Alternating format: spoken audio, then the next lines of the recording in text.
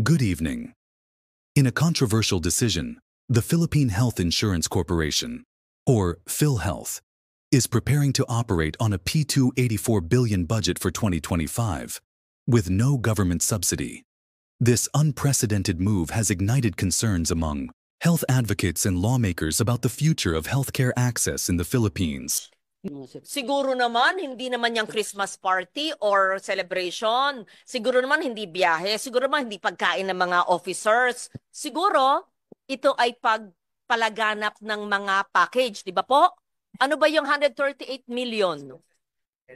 Di ba, pag outpatient, hindi kino-cover ng PhilHealth?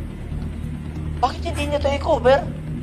Napapansin ko, kailangan i-admit muna ng isang araw para i-cover ng PhilHealth. Mas gastos yun. Kasi magbabayad sila sa kwarto. Ba't hindi nyo i-cover yung kadalasan minor cases? Baka pwede nyo pag-aralan itong polisiyang ito.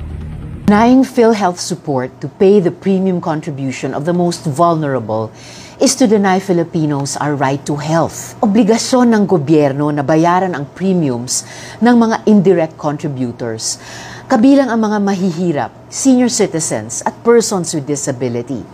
Kapag inabando na ito ng gobyerno, ang papasan dito ay ang mga ordinaryong mamamayan na buwan-buwan kinakaltasan ng PhilHealth.